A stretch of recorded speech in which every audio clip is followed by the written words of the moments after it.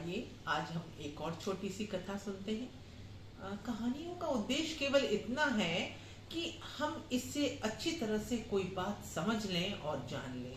देखिए, आमतौर पे हम क्या सोचते हैं कि हमने चुपचाप यदि कमरे के कोने में दरवाजा बंद करके कोई कुछ करा है तो ये कोई नहीं देख रहा है। ये हमारी आम धारणा होती है। इस पर मैं आपको बता रही हूँ कि कोई सदा ही देख रहा है। एक छोटी सी कथा है कि भगवान बुद्ध, सभी जानते हैं, भगवान बुद्ध तो जब बुद्धत्व को प्राप्त कर चुके थे तो जहाँ से गुजरते थे लोग उनके पास भीड़ लगा के आ जाते थे। ऐसे ही एक बार भगवान बुद्ध किसी गांव से गुजर रहे थे तो गांव में नहीं, वो हमेशा गांव के बाहर ही अपना डेरा डालते थे। साथ में बहुत सारे भिक्षु, बहुत सारे सन्यासी सब होते थे। तो ऐसे ही जब वो एक गांव के बाहर अपना डेरा डाले हुए थे तो 3 उत्साही युवक उनके पास आए और उन्हें अचानक लगने लगा कि जब बुद्ध इतने तेजस्वी दिख रहे हैं, ये बुद्धत्व का फायदा है, तो क्यों ना हम भी इनसे दीक्षा ले लें, हम भी ऐसे ही बन जाएंगे। वो आते हैं और सीधे उनके चरणों में गिर के इस बात की जिद करने लगते हैं कि बस आप हमें दीक्षा दे दीजिए। अब बुद्ध समझते हैं कि जब तक पात्रता ना हो तो किसी को कैसे दीक्षा दी जा सकती है, पर अब वो तो उत्साही थे और कुछ मान ही नहीं रहे थे। ऐसे में बुद्ध ने उनसे कहा कि देखिए, आप लोग कल शाम को आइए, तब हम आपसे बात करते हैं, यहाँ बहुत लोग हैं। वो बिल्कुल दूसरे दिन शाम को पहुंच जाते हैं और बस बैठ जाते हैं कि अब दीक्षा दे दीजिए। उन्होंने कहा ऐसे नहीं होता है। उन्होंने अपने किसी एक आनंद नाम के शिष्य को बुलाया, बोला ये 3 कबूतर लेकर आओ। वो 3 कबूतर ले आते हैं और इन तीनों के हाथ में एक एक कबूतर पकड़ाते हैं और कहते हैं कि जाओ, ऐसा करो कि जहां कोई ना देख रहा हो वहां इन बीमार कबूतर थे, उनको अपने ढंग से मुक्त करना बुद्ध जी का कोई कार्य रहा होगा। उन्होंने कहा इनको ना जहां कोई ना देखता हो वहां इनकी गर्दन मसक दो, मार लो। ये सोचते ही कौन सी बड़ी बात है।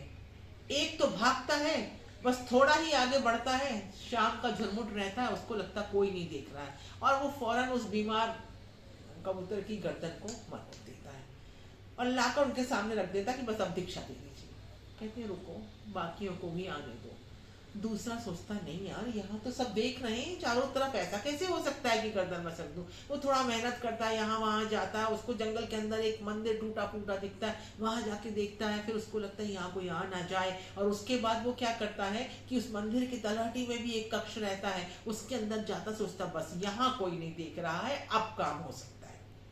वह भी वही प्रक्रिया दोहराता है और ला करके उस मरे हुए पक्षी को बुद्ध के सामने छोड़ जाता है और कहता अब दीक्षा दे दीजिए, मैं कर लाया आपका काम। उन्होंने कहा रुको, तीसरे को भी आने दो। अब ये तीसरा जगह जगह भटकता जाता है और ऐसे ही उसको जब बहुत गंभीर वन में एक जगह मिलती है तो सोचता कोई नहीं देख रहा, लेकिन जैसे ही गर्दन मसकने जाता है उस कबूतर की तो वो कबूतर टुकुर टुकुर उसकी ओर देख रहा था। वो कहता उन्होंने तो कहा था जब कोई ना देखे, ये कबूतर तो देख रहा है। फिर सोचता कोई बात नहीं, कबूतर की आंख में पट्टी बांधते हैं, जद्दोजहद करता है उसकी आंख में पट्टी बांधने की कि अब ये ना देखे। होता है, फिर सोचता है अब इसको मार देता हूँ, लेकिन तब सोचता है मैं तो देख रहा हूँ। और तब वो सोचता है कि ठीक है, क्या बात है, मैं आंख बंद कर लेता हूँ। वो अपनी आंख बंद कर लेता है और उसके बाद उसे मारने का प्रयास करता है, पूरी कोशिश। फिर उसको लगता है आंख बंद करके भी मुझे दिख रहा है, मुझे तो पता है कि मैं इसको मार रहा हूँ, ऐसा कैसे हो सकता है किसी को पता ना चले और तब मैं इसको मार दूं। ऐसी दशा में वह क्या करता है कि वह यही सोचता है कि ये संभव नहीं। वहां से दूर जाता है, फिर लिए लिए और दाना भी चुगाता जाता है उस कबूतर को, क्योंकि भूखा ना रहे, ऐसे ही ना मर जाए। वो उस कबूतर को लिए लिए पागलों की दशा में दिन गुजरते जाते हैं, 1 2 3 ना वो मार पाता है, उसको पालता रहता है, पालता रहता है। ये बीमार कबूतर उस दौरान थोड़ा अच्छा हो जाता है और इसके साथ रहने लगता है और ये पागलों की तरह घूमता रहता है। दीक्षा तो चाहिए लेकिन जहाँ कोई ना देखे ऐसी कोई जगह मिल ही नहीं रही है। जब बहुत दिन हो जाते हैं ये दोनों चिढ़ जाते हैं कि एक वो नकारा कुछ करके नहीं आ पा रहा है और हम लोगों ने तत्काल काम कर दिया, आप हमें फिर भी दीक्षा नहीं दे रहे हो। तो उन्होंने कहा जाओ, अच्छा उसे बुला के लाओ, कहाँ है, उसे ढूंढ के लाओ। ये लोग दौड़ते हैं कि भाई उसे ढूंढेंगे। दूसरे गांव में कहीं उनको पागल सा फिरता वो कबूतर हाथ में पकड़े उसे संभाले दिखता है, ये उसे बुलाकर लाते कि तुमसे जरा सा काम नहीं हुआ और तुम्हारे कारण हमको दीक्षा नहीं मिल रही है, तुम महामूर्ख यार, तुम्हारे कारण रुके हैं। अब वो कुछ नहीं बोलता, वो तो बेसुध सा हो चुका रहता है यहाँ वहाँ घूम घूम के।